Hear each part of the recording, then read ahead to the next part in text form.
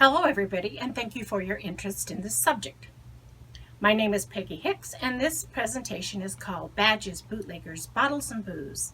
It revolves around Prohibition and the Roaring Twenties 100 years ago, and it highlights the more sinister side of the so-called model town of Clarkdale.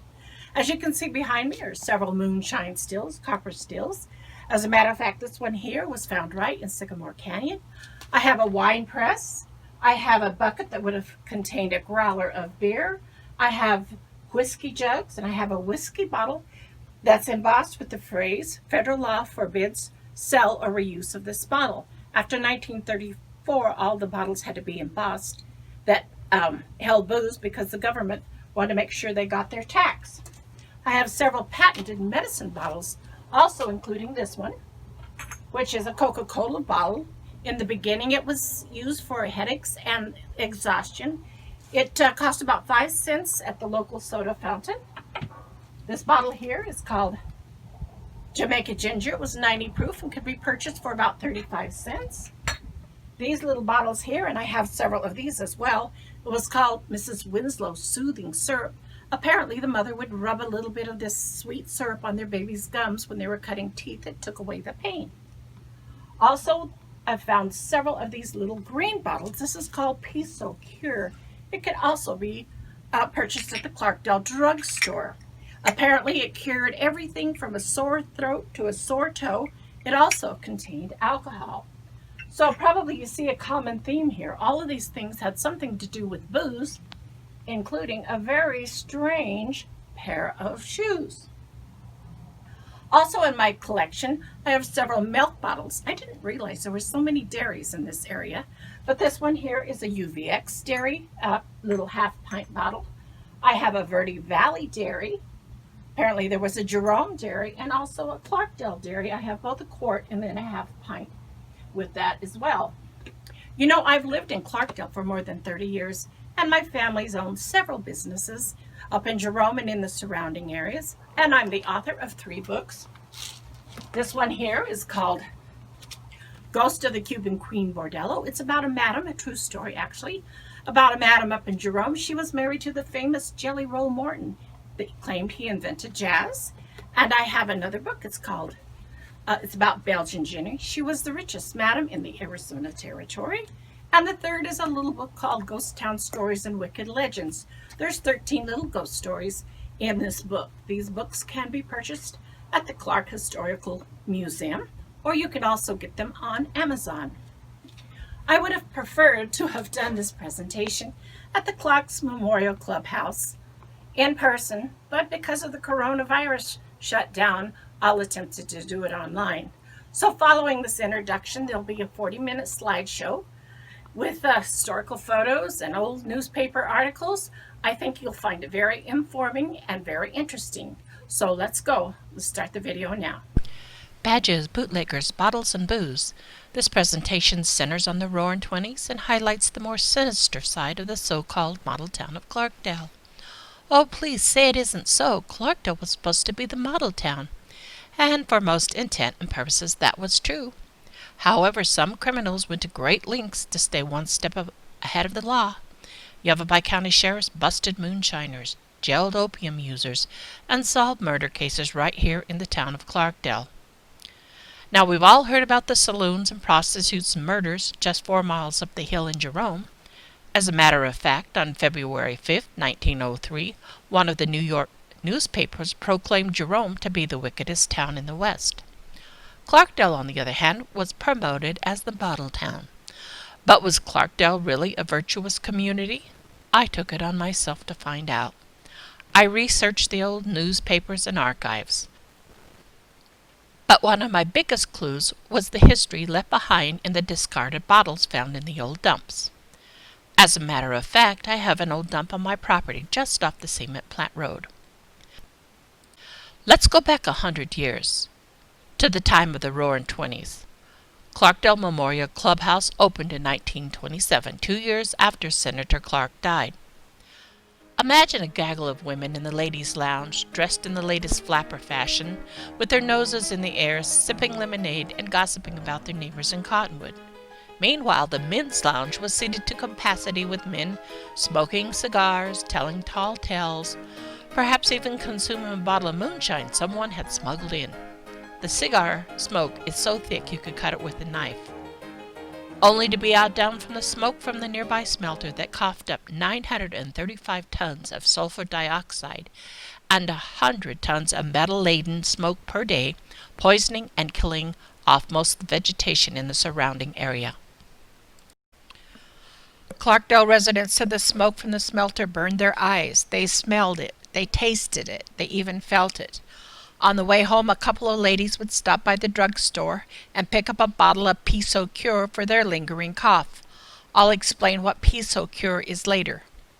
Preceding the town of Clarkdale, this region had natural grasses, orchards, gardens, and plenty of water. The economy was based primarily on agriculture and ranching. But let's go back even further and explore the Wild West when Arizona was still a territory. This will give us a little context on how the town of Clarkdale came about. Arizona became a territory in 1863. Prescott was founded 1 year later in 1864 as the territorial capital. Virgil Earp lived in Prescott, Arizona in 1879. He was appointed to the Deputy Marshal of Arizona Territory and moved to Tombstone, Arizona. In November of that year, the famous Billy the Kid was up in Jerome drinking whiskey in Nora Brown's saloon. Billy was trying to keep the patrons distracted. Meanwhile, a band of local Apache Yavapai Indians, which Billy had hired, were stealing the horses from the livery stable. Billy almost got into a fight with Virgil's younger brother, the more famous Wyatt Earp, who was also a patron in Nora Brown's saloon that night. Billy managed to pull off the raid and got away with several horses. This event is well documented both by William Wingfield, a longtime rancher of the Verde Valley, who just happened to be in the saloon that night, and Nora Brown herself. The True West magazine has an article on this event. There is also a chapter about this encounter in my book called Belgian Jenny. Jenny was an acute businesswoman. She took over Nora Brown's saloon, and she soon became the richest madam in the Arizona Territory. Back in those days, the only thing dry in Arizona was its deserts. Saloons were very popular. Some people thought the beer and the whiskey were safer to drink than the water. It is true, most of the water in these area towns was of poor quality, and without refrigeration, people drank either warm beer or straight liquor like rye or bourbon. Whiskey was sold by the shot and beer by the mug. However, you could also buy a jug of whiskey or a growler of beer to take home. Often Dad would send a child with an empty bucket to a local saloon to fetch a growler of beer. As the child traveled back home, the beer inside the bucket would jostle. The carbonated gases would expand and push their way out the lid, making a growling sound, thus giving the bucket the name growler. It's not surprising that one of the very first and most profitable enterprises in any town was a saloon. Most of their whiskey and beer was made on location and kept in an underground cellar or storage room. The towns grew, and soon a local government was created. Next thing you know, saloon owners had to purchase a license to operate. Hungry for more money, the newly formed government placed a sales tax on every drink sold. This revenue paid for the local sheriff and became a major income for most small towns. As more and more people moved to the Wild West, the customers wanted more whiskey. The distillers back east shipped whiskey to all sorts of colorful towns, including Laramie, Dodge City, Tombstone, and Jerome. Most of the liquors were transported in wooden barrels. A 16-gallon keg weighed as much as most men and was hard to handle. Once the wooden barrel arrived at a saloon, a dishonest owner would water down his whiskey, add color, moonshine, tobacco, and other dubious ingredients, all to extend his profits. Then he would transfer the liquor into existing containers. Until the Bottle and Bond Act of 1897, you might find all kinds of crap in your drink. Bottle and bond meant the distillery was under government supervision, and the whiskey was certified to be free of other additives. A good number of these saloons were like social clubs, where a man could hear the latest news, buy or sell livestock, hire a strong-arm boy to do a little dirty work, or bribe a voter with a few shots of whiskey. These saloons served customers such as cowboys and outlaws, prospectors and politicians. Women, for the most part, were not permitted in a saloon unless they were dancing girls or serving drinks. Truth is, most of these girls doubled as prostitutes and were looked down on by society. On the other side, religious revivalists and early teetotaler groups like the Anti-Saloon and the Women's Christian Temperance Union campaigned against what they viewed as a nationwide surge of drunkenness. Calls for a dry America continued on Capitol Hill until Prohibition. Now, Prohibition wouldn't be complete without a tribute to its most famous woman, the famed Carrie Nation. Her husband, who was a severe alcoholic, drank himself to death. Then she married David Nation, who soon divorced her because of her insane ways of showing her hatred for liquor. Carrie would walk into a saloon, fly into a rage, and with a hatchet destroy everything in sight. She had a large following of women that also despised liquor. Ultimately, Carrie was arrested 35 times for her attacks on saloons. The hatchet became her trademark. Arizona has its own outspoken loyalist, a woman named Frances Lillian Willard. She was an admirer of Carrie Nation. Willard Avenue in Cottonwood is named after her family. Miss Willard moved from California to Arizona Territory and worked as a school teacher. Miss Willard taught school in the Mormon town of Pine and traveled around to teach in several other small towns, such as Payson, Cottonwood, and Jerome, her lesson plans including promoting the evils of alcohol to her young students. She worked tirelessly for women's suffrage. The woman's right to vote in Arizona was granted in November of 1912, almost a decade before the passage of the 19th Amendment nationwide. With her leadership and the woman's vote, Arizona became a dry state on January 1, 1915. Without the women's vote, Arizona would not have become a dry state until 5 years later when the 18th Amendment, Prohibition, went into effect. Miss Willard married John Munns in 1890. He soon became the sheriff of Yavapai County. She was the first woman elected to the Arizona Senate and the second woman elected to the United States Senate. She served as Arizona's senator from 1915 to 1917. Speaking of senators, one way to be elected to the Senate is to buy votes, and that's what William Andrew Clark did. It is reported that he bribed his voters with a $1,000 bill, spending more than $431,000 to become the senator of Montana. When Clark was confronted with his bribery, he said, "I've never bought a man that wasn't for sale." He demanded that he be called Senator Clark from then on. And I'm not sure what Senator Clark's excuse was when he got a young woman from the rough-and-tumble Butte, Montana boarding house world pregnant. Anna LaChapelle was only 23 years old. Clark was 62, almost 40 years her senior, and old enough to be her grandfather. He later married the young Anna, and together they had 2 more girls. Clark fathered at least 9 children with 2 different women. His youngest daughter, Huguette, was born in 1906. Huguette outlived 5 of her lawyers and died at the old age of 104 years old. She had tickets on the Titanic and was still living in New York when the towers fell. She left behind a fortune of more than $300 million. William Andrew Clark was a small, wiry man with fiery red hair and a beard. With his boots on, he only stood about 5.5 feet tall and weighed about 135 pounds. He was seldom seen without his swallowtail coat on. He was a banker, a merchant, a miner, and a millionaire by the time he was 30 years old. Clark purchased the United Verde mine in 1888. His mine became known as the richest individually owned copper mine in the world. At one time, Clark was netting $1 million a month. That's a lot of money even in today's standards. Clark did have his share of troubles. He couldn't put out the fires burning in the underground tunnels. Not only were the timbers burning, but sulfide ore is highly combustible and the mine shafts were caving in. These fires burned underground for more than 20 years. Geologists told him the best way to put out the fires is with an open pit operation.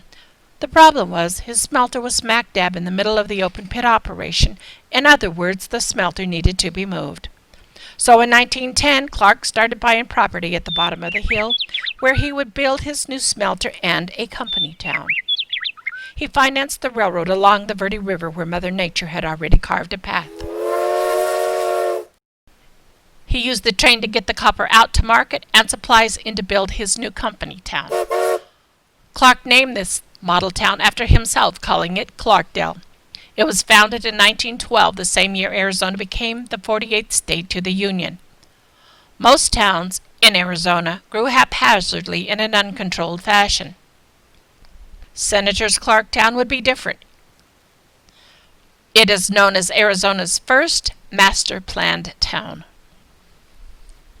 On January 1st, 1915, Prohibition went into effect and the whole state went dry. It would have been illegal at that time to have a bar or saloon in the town of Clarkdale.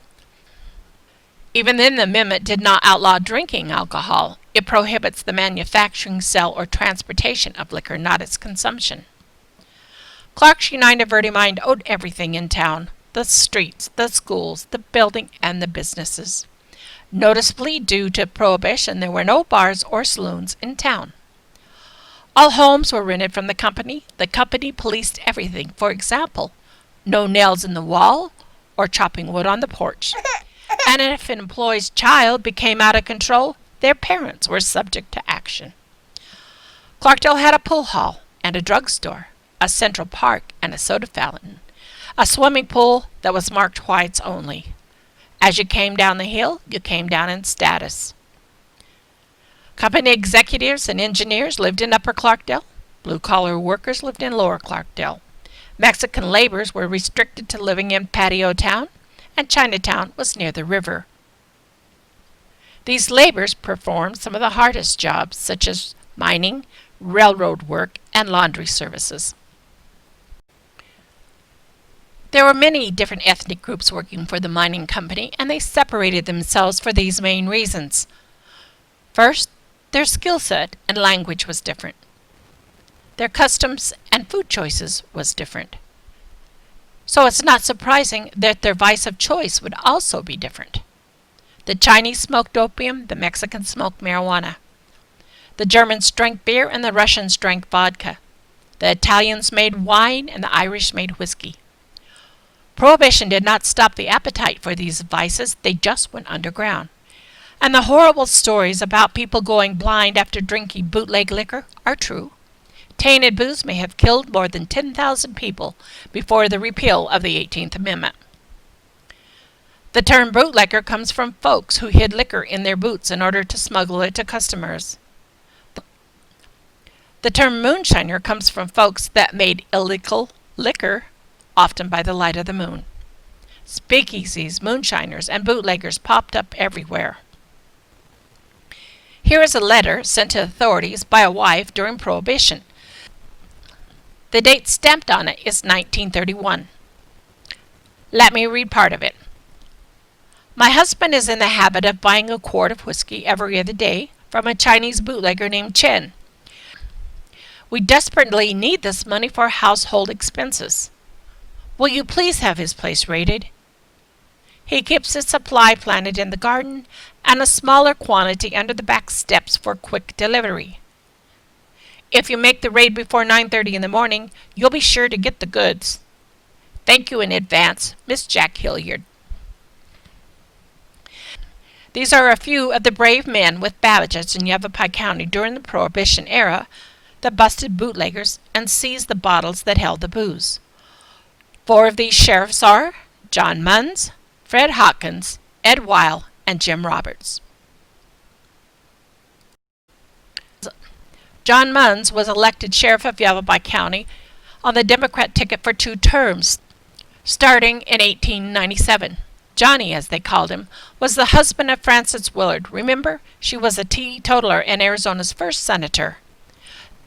There is no doubt that his wife Frances and her abhorrence for liquor had an influence on how her husband policed the 18th Amendment.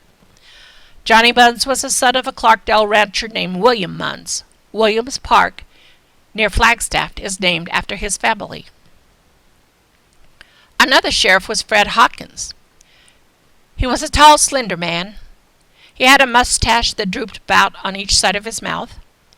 He had a long career, first as deputy marshal of Jerome and then deputy sheriff of the Clarkdale precinct during Prohibition era.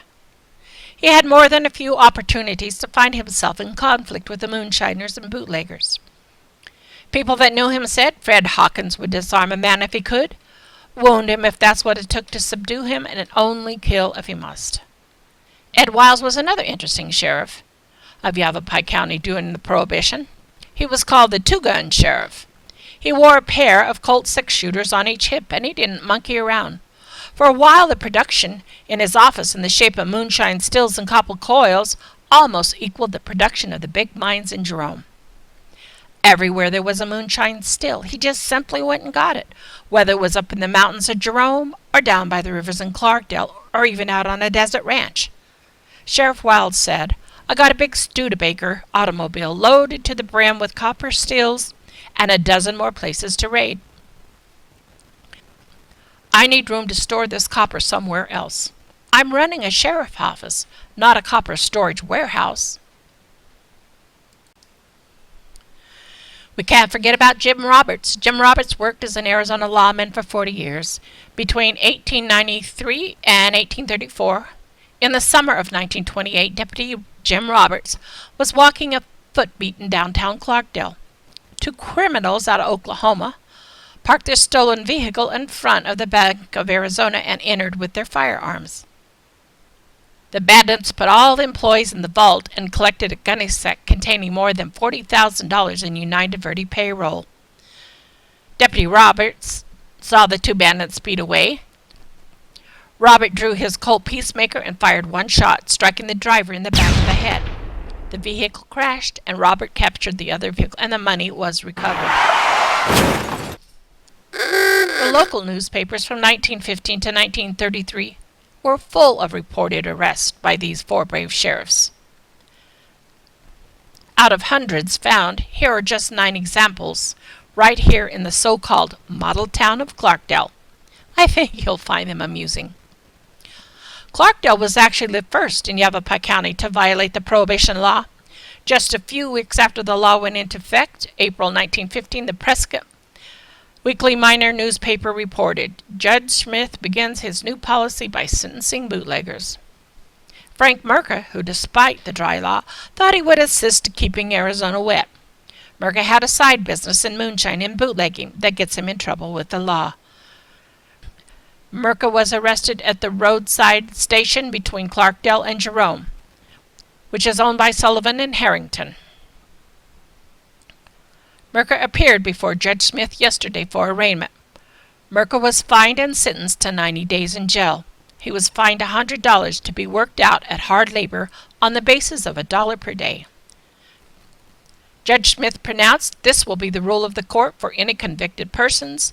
This will act as a warning to all offenders and at the same time assist the county materially because men are needed to put the county roads into proper shape for the summer."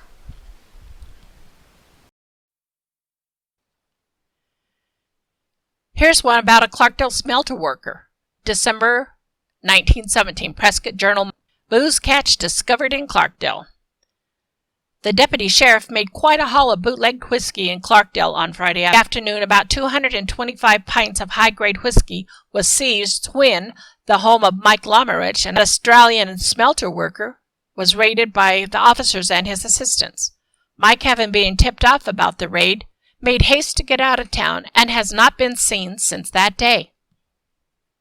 One of the particular circumstances of the raid was the somewhat unusual manner in which the man has his illicit possessions cached away in various parts of his house.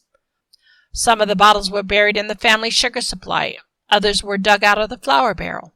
The bulk of the booze, however, was found in a secret room beyond the cellar walls. More than 200 bottles of liquor were found in this receptacle. Besides the whiskey, 2 barrels of wine were captured by the raiders. Officer Bartlett brought the cargo to the city yesterday afternoon and is now reposing in the cell at the county jail. Flagstaff reports January 1919 in the Coconino Sun. Sheriff Johnny Munn shoots the gun out of the hands of a bootlegger. Deputy Sheriff Johnny Munns engaged with an alleged bootlegger near Clarkdale. Munns had learned that a shipment of liquor was to come into the district, and it wasn't long until he noticed a stranger driving an unmarked car. Munns stopped the driver and ordered him to get out of the car. The driver, later known as Clements, instead of obeying, ducked behind his companion and draws his own gun on the sheriff. Sheriff Munns, being quick at the trigger, did a remarkable piece of shooting just at that point. He shot the pistol out of Clement's grasp, inflicting a painful but not serious wound on the man's right hand. Well, that shot ended all attempts at resistance on the part of the bootleggers, and both men were brought to the Jerome jail. Officers took a deeper look at the car, and then after some prodding and poking found 2 slits in the upholstery in the back seat. Below these slits are 2 galvanized tanks with holes cut in the top, large enough to permit a man to reach his hand in and extract a quart of whiskey for a passing customer. 113 bottles of amber fluid were found tucked beneath the back seats. May 1921, Prescott Evening Courier. They found the 19th hole on the Verde Golf Course in Clarkdale.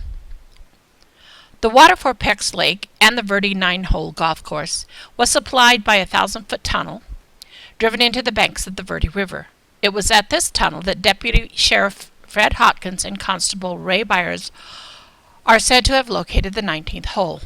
All Saturday afternoon, Hawkins and Byers waded along an icy 4-foot stream with their flashlights. About halfway in from the portal, there was some slight evidence that the ceiling of the tunnel had been disturbed. The officers tore away the plaster. A large underground distillery lay open in a chamber above the roof. The chamber held a large moonshine operation fueled by a kerosene stove. Found were several gallons of whiskey, 6 barrels of mash, and about 1,000 pounds of corn not yet ground were discovered. All of the equipment was taken to Clarkdale on its first stage of the journey to Prescott. The corn found in this raid will be distributed among the poor families in Clarkdale. January 1924, Prescott Evening Courier. Coney Canovas of Clarkdale pleaded guilty when called before the Phoenix court. To all intent and purposes, Tony Canovas was conducting an Italian restaurant. His food was used as a lure to coax his customers to buy his bootlegged wine in which he specialized. Canova, who was known as the king of the Verde Valley bootleggers, was caught by federal agents as a result of a dragnet raid extending from one end of the valley to the other. At his hog ranch, which was about halfway between Clarkdale and Jerome and handy to both towns, one of the most complete moonshining operations in this county was located. In raiding the place, the agents discovered a storage room made entirely of concrete hidden beneath the hog pens. The entrance to this underground room was down a well and through a tunnel. Agents found several barrels of wine and a complete winemaking operation. Canovas pled guilty for 4 charges, 1 of manufacturing and 3 of possession. He was fined $404 and sentenced to serve 4 months in the Maricopa County Jail.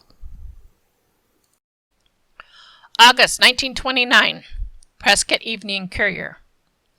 Cops nab a big whiskey cargo near Jerome, but just couldn't keep Curly in the hoosegow. R.E. Reese, better known as Curly, according to the cops, was a professional bootlegger and had been receiving autoloads of moonshine from Gallup, New Mexico, and selling them in the area. He was captured early in the morning of April 26, 1929, with 5 cases of booze in his car, and he had 10 cases of booze hidden in the rocks near Clarkdale. Deputy Marshal Fred Hawkins and policeman Charles Smith placed Reese in the Clarkdale jail. Mrs. Reese visited him at the jail about 5 o'clock that afternoon, and she asked Officer Twitty to hold him there until the morning, stating she would be able to raise his bail bond. When Officer Twitty went to feed the prisoners at 9 o'clock in the morning, he found Reese's cell empty. Someone had made entrance into the jail by sawing through the back door. The padlock on Reese's cell was also sawed through, and the way to the library lay open. "The jailbird known as Curly has flown," announced Officer Twitty, "and it is believed that Curly may be hiding somewhere in the hills between Clarkdale and Jerome. There just happens to be a jail in the basement at the Clarkdale Historical Museum. But if you think bootlegging, moonshining, or trafficking in opium was the sole domain of men, you only have to examine the records to be convinced of your error." Clarkdale had another first. March 1922. Prescott Weekly Miner. Woman faces charges of bootlegging. For the first time in history, the Superior Court of Yavapai County, a woman is charged with the violation of prohibition, an offense more properly known as bootlegging. Mary Orlick of Clarkdale admitted the sale of a bottle of brandy to Fisher J. Morse for the sum of $2.50. But it's rumored that selling liquor was a common practice of hers. Mary Orlick, who acted as her own attorney, pled guilty. She was sentenced to 10 days in jail and fined $250. The court named Deputy Sheriff Joe Cook of Clarkdale as her probation officer. Here's one about money laundering. January 1924. Prescott Evening Courier. Washwoman pleads guilty. Miss Felipe Medina, a washwoman living in Patio Town, was carrying one small child and leading another by the hand. She pleaded guilty to the charges of selling moonshine, also known as bootlegging. Apparently, she had been charging a little extra for her laundry service by hiding bottles of whiskey in the clean folded laundry. When the court asked her if she owned any property, she said, "Only a whole lot of children." It was evident she was poor. Judge Jacobs' advice to her was to cut out the money laundering and bootlegging and devote her energies instead to laundering clothes, and he fines her $1. And last but not least, this young girl from Clarkdale was a troublemaker. August 1918, Verde Copper News, Miss Lucille Elwood of Clarkdale in court. A miscellaneous collection of bootleggers, slackers, thieves, and murderers sat on the prisoner's bench awaiting sentencing. Among the prisoners was Miss Lucille Elwood of Clarkdale. Miss Elwood had entered a plea of guilty to the charge of having opium in her possession. Judge Saltel called Miss Elwood, who was a pretty girl of 21 years in age and dressed in stylish attire, to step forward. Then he asked her to explain how she had gotten into the clutches of the opium smoking. Lucille alleged that most of the opium, which the Chinese use, came from other Chinamen, and it'd be pretty hard just to say how it was brought into the States. She told the court that she had married the Chinaman, Offie, several months ago in New Mexico, and that Offie owned a laundromat in Clarkdale and lived near the Verde River. Judge Saltel asked the girl whether it was against the New Mexican law for a Celestial and a Caucasian to unite in marriage, and she replied, "Mr. Offie and I are man and wife." Judge Sawtell paroled the young girl with the understanding that she returns to her parents' house on the West Coast. Lucille said, "I'll go back to California, but I will return. The longer you try to keep us apart, the strongest will be my love for the man of my choice. And I actually don't care the snap of this little finger what anybody says or thinks." Well, 4 months later, the headline reads, "Murder Case in Lover's Triangle." The Chinaman Alfie was shot and killed in the back of his Clarkdale laundromat by another Chinaman named Chin. Two sides of the Lover's Triangles were these two Chinamen, Chin and Fee, and the third side of the triangle was Miss Lucille Elwood of Clarkdale. Apparently both Chinamen were in love with this young girl, the attractive American girl known as Lucy. But not everybody worked for the copper mining company. There were other forms of making a living. like farmers and ranchers and prospectors. Here's a story about an old prospector and his golden nuggets. Well, back in the 1920s, an old prospector and his wife lived on a homestead near the Gold Tooth mine down Sycamore Canyon. The prospector kept to himself, but every other week or so he would take his pack mule and head into town. In the morning he would stop and meet up with a few friends. In the afternoon he'd go by the assay office, reach deep into his pockets and bring out a small bag of gold dust, maybe a nugget or two, and cash them in. Then he'd take his money, stop by the livery stable, buy a couple of sacks of grain feed for his mule and some crack cord for his chickens.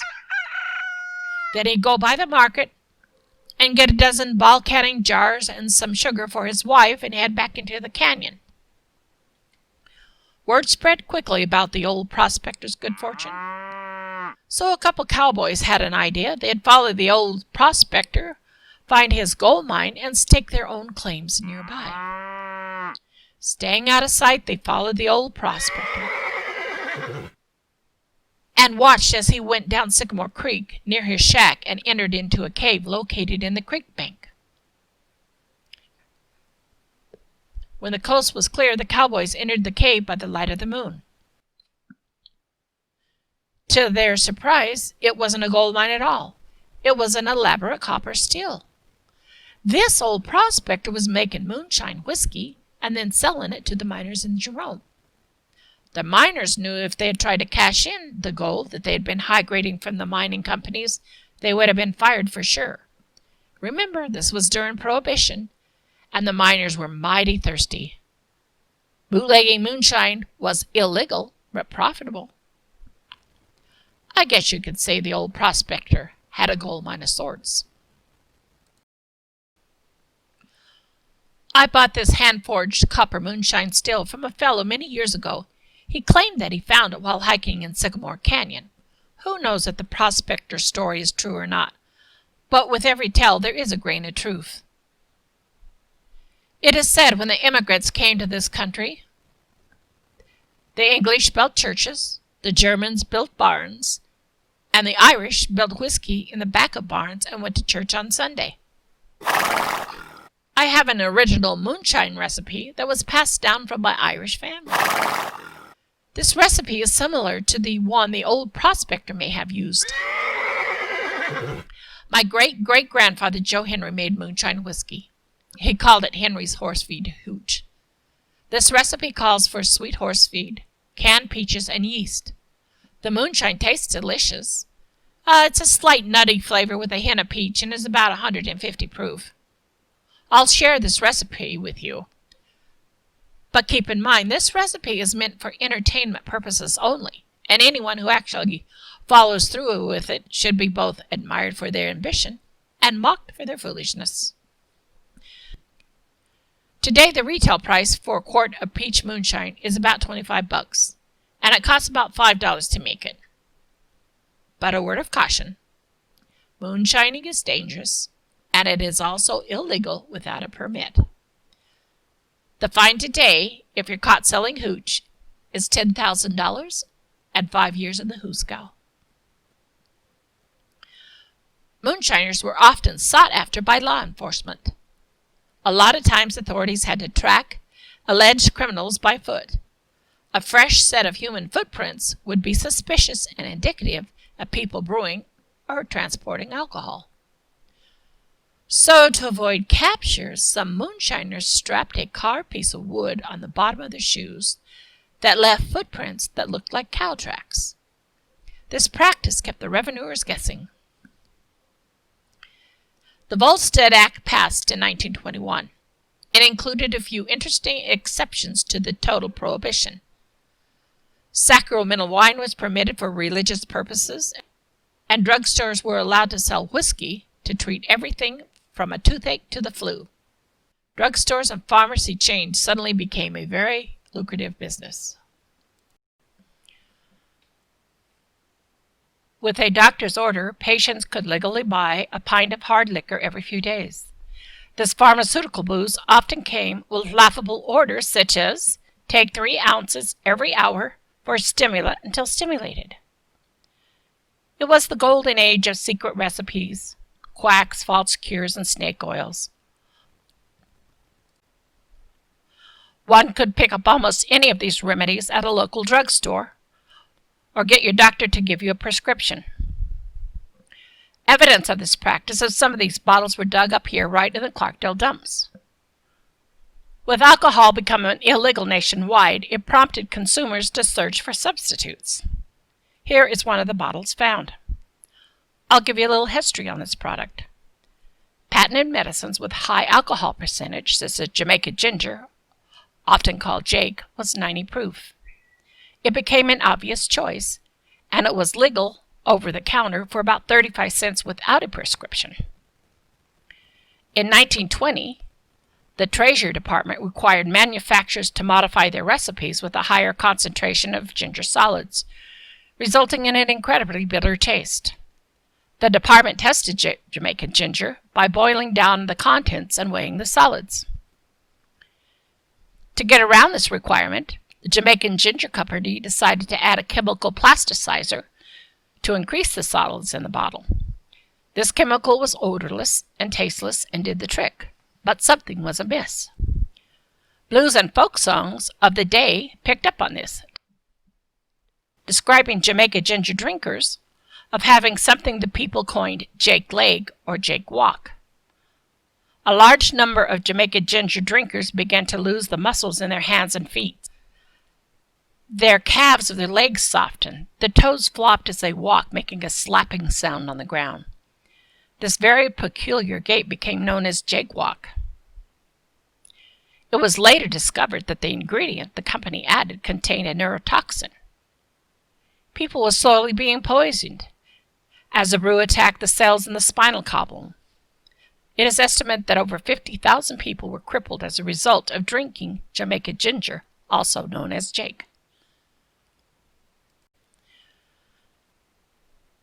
Several green bottles of Peace Cure were also found. This medicine was sold as a cure for sore throats, consumption, or tuberculosis. This very product was the one the ladies were buying from the Clarkdale drugstore on their way home for their lingering cough. The majority of these consumers for this medicine were women. It soon became one of America's best-selling patented medicines. The company advertised this product on a national level. In 1920, they commissioned Norman Rockwell, the famous American illustrator, to produce advertising posters to help the sale of this product.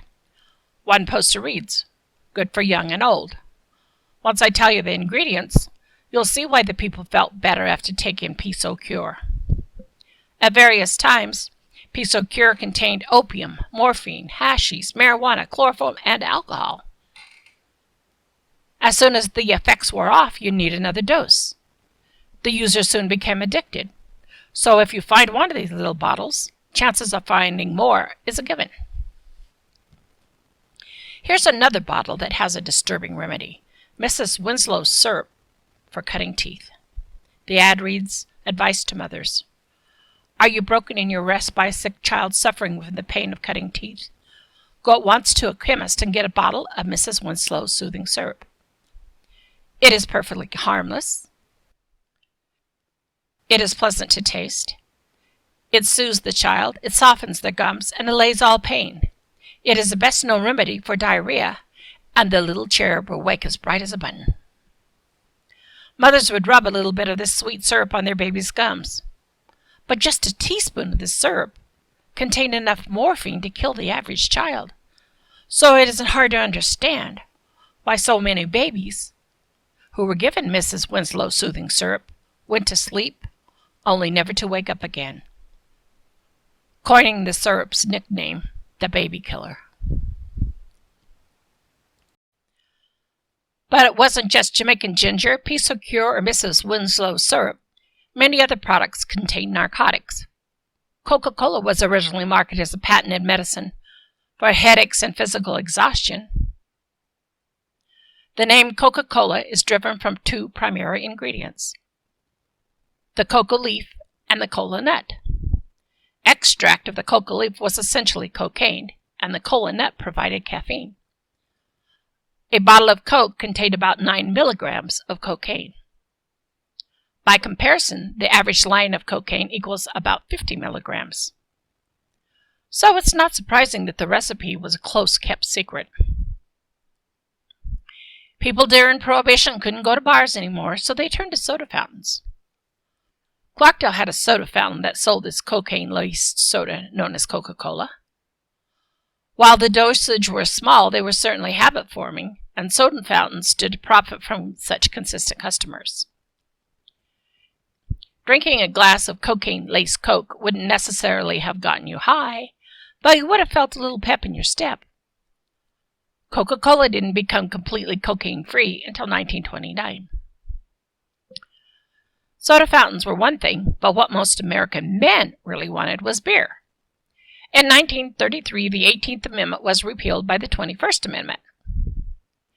At the end of Prohibition, our 32nd President, F.D.R. Roosevelt, who served 3 times, said, "What America needs is a drink."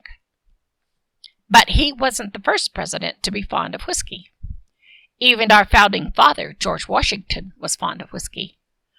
George Washington earned a considerable profit from his distillery and had upwards of 150 gallons of whiskey left in storage at his death in 1779. Soon after Prohibition, Congress placed a tax on alcohol. This tax is sometimes called the sin tax. In the years between 1934 and 1964, liquor bottles had to be labeled or embossed with this phrase. Federal law forbids sale or reuse of this product. This tax helped pay for the deficit brought on by the Great Depression. I have a large bottle collection. Included in my collection are several bottles from the local dairies. The Tavasi Clarkdale dairy delivered fresh milk and cream and butter to the household residents of Clarkdale. They started their operation in 1928. It was 1 year later, in 1929, that the stock market crashed, and this brought on the onset of the Great Depression. The price of copper plummets. Phelps Dodge bought out the United Verde mine in 1935. The company began to lay off employees. The people had no equity in their homes because the mining company owned them. And without jobs, there was no reason to stay. People moved away and left empty homes behind. The towns of Jerome and Clarkdale suffered. The copper mine closed in 1953. The population of both towns continued to decline until they became ghost towns. 6 years later, in 1959, the American Cement Plant won the contract to supply low-heat cement for the construction of the Glen Canyon Dam on the Colorado River. The cement plant was built in Clarkdale, and the town slowly began to rebuild. Matt and Eva opened up the 1012 Lounge on Main Street in the late 50s. The Moscow Mule was their signature drink. This is the recipe: vodka, ginger beer, lime, poured over crushed ice, and served in a copper mug. You must have it in a copper mug or it's just not the same. You'll be surprised how refreshing this drink is. For the next 30 years, partying and drinking was a fun-filled pastime. Tequila Sunrise was the most popular mixed drink among the hippies during the 60s and 70s, and by the 80s, disco was in full swing. The punk rockers loved their Bu Caruso. America reveled in the glories of the dance room floor. Drinks were served in large quantities and made with all kinds of concoctions. The country drank and drank and drank and drank, hardly knowing what was in the glass. Everyone was out to achieve the highest of all highs, and no one cared much how they did it. Suddenly, though, from out of the blue, Betty Ford, Ringo Starr, and Liz Taylor came clean and sobered up, and a new interest in sobriety was born. Groups such as Mothers Against Drunk Drivers sprang up, and the whole country started talking once more about the evils of liquor. These groups took aim at irresponsible drinking. And again, the labels that appeared on bottles reflected the times. Liquor, tobacco, lottery tickets, and now marijuana have long been popular targets of taxation. All of these things were considered essential during the coronavirus shutdown. Why? Because these products are very high taxed, and the government stands to collect a lot of money on them. This tax is called the sin tax. truth is, it's not about their morality. It's about how much money the government can extract from its users. The main reason making moonshine is illegal is because the government doesn't get to tax the liquor. Which got me to wondering, if it would be legal to make and sell a COVID-19 100-proof peach sanitizer that was also safe to drink. Just asking for a friend. Today, the Clarkdale Historical District is making a comeback. A new Smelter Town brewery and a park hotel is being built in one of our historical buildings. Clarkdale has a copper art museum, a Vertic Canyon Railroad with an excursion train, river rafting, and a small but interesting national monument called Tuzigoot, where the remains of the 12th century Sonowan Indians lived. Their ancient pottery held many clues about their history, just as the old bottles in our Clarkdale dumps held clues about our history. It's noteworthy to conclude that old discarded bottles can tell a story about our past. 100 years from now, I wonder what our landfills will expose about our histories and habits. This concludes my presentation of Badges, Bootleggers, Bottles, and Booze. Stay thirsty, my friends. This display will be in the Clarkdale Historical Museum. I hope you take the time to support and visit our museum. Thank you.